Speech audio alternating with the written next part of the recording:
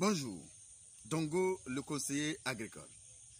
Aujourd'hui, nous allons parler du pourquoi nous, les producteurs, on ne parvient pas réellement à jouir du résultat, des résultats de nos travaux, de nos souffrances.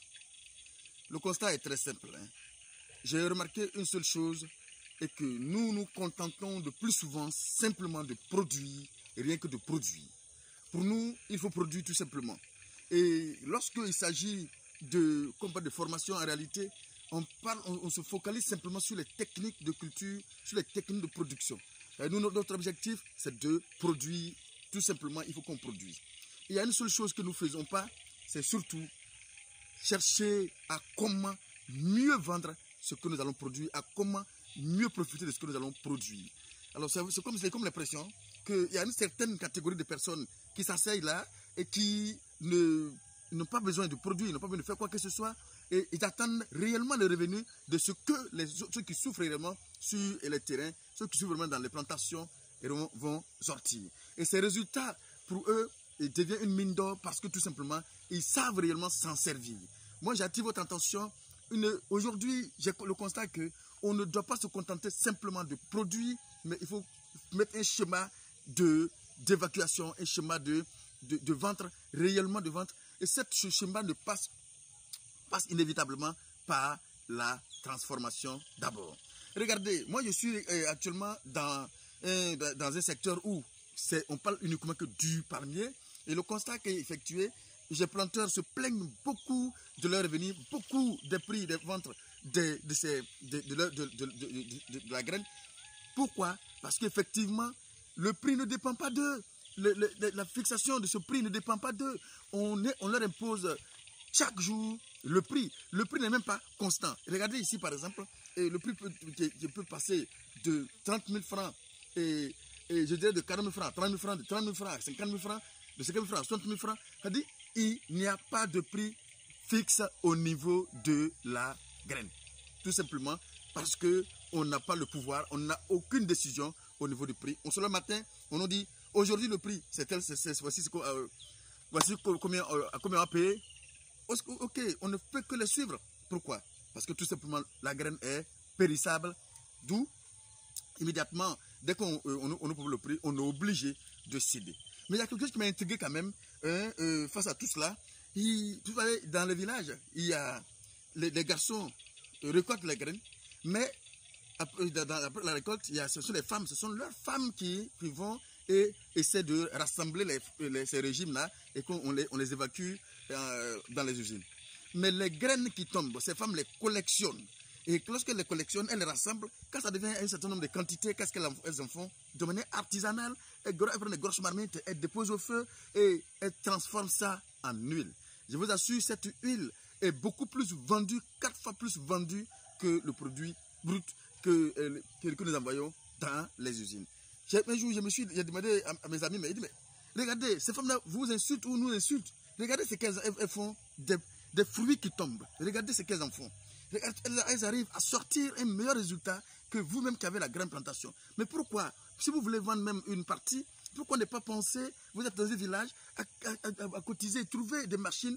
Je n'ai pas dit des machines sophistiquées comme les grandes huileries, non. Mais trouver des machines tout simplement pour essayer de transformer tant soit peu une partie de ce que vous faites, puisque c'est mieux, vous savez que c'est le produit, l'huile qui est bien vendue. Pourquoi ne pas le faire?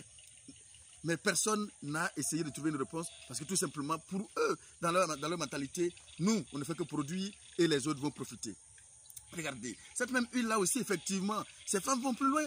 Elles transforment ça encore en un savon. Chez nous, ici, en Côte d'Ivoire, qu'on appelle Kabakourou. Et ce savon, tenez-vous bien, est très bien vendu.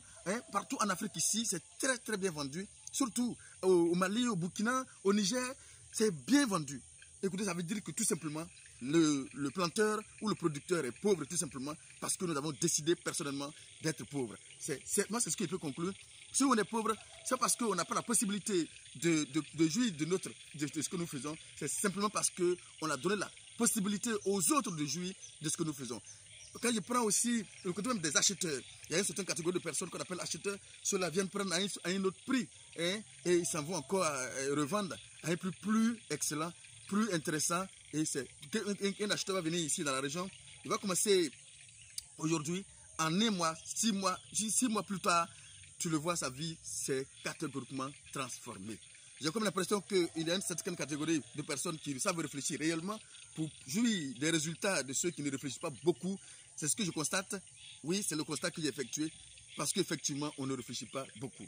Regardez aussi, je vais rentrer même un peu dans le secteur maraîcher. Et dans le secteur maraîcher. Dans le maraîcher, effectivement, qu'est-ce que le constat est simple. Je constate que quand il s'agit de produits, on attend tous une période donnée. Tout le monde parle de la contre-saison. Contre-saison et contre-saison. J'ai vu il n'y a pas le temps de discuter avec beaucoup de promoteurs. Écoutez, chacun pense que c'est la contre-saison, il va sortir le meilleur résultat. D'accord, je suis d'accord. À la contre-saison, il va sortir le meilleur résultat. Mais imaginez-vous, si tout le monde s'assoit et attend tous la contre-saison, il y aura plus de production à la contre-saison. Mais s'il y a plus de production, c'est tout à fait évident. Moi qui suis dans le domaine, je sais comment ça se passe. Quand les femmes savent qu'effectivement, tu es devant une situation difficile, mais elle se fout par moment de toi. Pourquoi? J'ai vu des productions souvent où la femme me regarde ma production avec ses yeux et se fout carrément. Même chuter avec les pieds presque. Parce que la manière de considérer la production, mais c'est qu'il y en a tellement qu'elle peut décider de ce qu'elle veut et de ma production. Du coup, c'est un produit encore périssable. Du coup, je suis obligé de m'en défaire. Sinon, je ne vais pas manger tout ça mon seul. Qu'est-ce que j'ai constaté? J'ai constaté que nous ne mettons pas de système, un bon plan de commercialisation, un meilleur plan de commercialisation en place, de la production jusqu'à la commercialisation. Je pense qu'on pense tous à produire au même moment et du coup, qu'est-ce qui va se passer au même moment? Tout va sortir et quand tout va sortir, on ne sera qu'obligé de nous débarrasser de notre production. C'est ce que je constate. Il faut que nous comprenions cela. Et encore un autre constat que j'ai effectué, et que ce soit dans toute la Côte d'Ivoire où je suis, je sais que c'est pratiquement pareil dans pratiquement tous les pays. Alors, nous produisons et nous fixons tous la ville. C'est-à-dire qu'on produit et on envoie tout ça à la capitale. Tenez-vous bien, on dépasse autant de villes et on va jusqu'à la capitale, on déverse à la capitale. Mais ce qui m'a quand même intrigué, c'est que même dans les villages aussi, c'est à la capitale, ils savent chercher les légumes pour ramener. Sachez qu'on a produit pratiquement ces choses-là ici. Tout le monde rassemble et ils se débarrassent carrément, ils déversent tout ça à la capitale. Mais c'est quand même quelque chose que je n'arrive pas à comprendre. Vous savez, souvent je réfléchis, je dis, mais pourquoi ça va se passer comme ça? Il faut qu'on change de système, il faut qu'on change de manière de commercialiser nos productions. C'est très important. Et lorsque ça va à la capitale, c'est de là-bas maintenant, on essaie de... Le temps de partir, les secousses dégradent la qualité de nos produits. Ça va rester là-bas stocké. Sans ce moment, ils vont se soulever pour ramener ici. Écoutez, il n'y a pratiquement plus de goût dans ces fruits-là. Pratiquement plus. C'est seulement que les coquilles vides que nous préparons. Et il n'y a aucun élément nutritif dans la production, dans ces fruits. Dommage, mais c'est comme ça. C'est comme ça. Et lorsque on s'en va payer, je dirais même presque 50% de cette production reste à Abidjan. Regardez un peu, vous faites un petit document dans les poubelles au niveau d'Abidjan. Presque 50% de nos productions qu'on déverse restent tout simplement pourries. Pourtant, on peut déjà commencer par mettre un meilleur schéma de travail en place où nous ne serons pas obligés de nous débarrasser de notre production. Parce que tout simplement, c'est quand la production est beaucoup dans ta main, que tu ne sais pas comment évacuer. Tu commences progressivement à mettre en place un bon schéma d'abord de production, un bon schéma de vente. Tu n'as même pas besoin de débourser de l'argent pour aller déposer à Abidjan avant de ramener ça encore ici dans les villages, dans les différentes villes de l'intérieur. Je pense qu'il faut penser à cela. C'est pourquoi j'ai fait une formation et cette formation va vous permettre réellement, depuis la production jusqu'à la commercialisation, d'être en paix. D'être, je dirais, en paix. Vraiment, en tout, en ce qui concerne les légumes seulement, vous serez en paix. Pour celui qui a cette formation, vous allez être vraiment en paix. Vous n'aurez pas de pression de vente, de pression de production, vous n'en aurez pas. Et je vous dis que c'est l'ensemble de plusieurs années d'observation, plusieurs années d'échecs, de déchets que moi-même j'ai pu effectuer, que j'ai pu comprendre enfin. Et c'est pourquoi j'ai mis cette formation en place. Et du coup, j'ai aussi écrit ça pour ceux qui aiment lire aussi. J'ai écrit aussi un e-book sur ça pour que vous puissiez réellement être à l'aise dans votre réalisation. Je vous dis que l'agriculture nourrit réellement son homme, mais la seule chose que nous n'avons pas fait jusqu'à présent, c'est de mettre un meilleur schéma en place de travail pour mieux jouir de ce que l'agriculture peut nous donner. Et je pense que c'est le lieu maintenant de ne pas penser à produire, parce qu'il faut produire tout simplement, de produire. Non, ce n'est pas ça la question. La question, c'est comment je dois vendre, comment je dois produire et comment je dois vendre ce que je vais produire.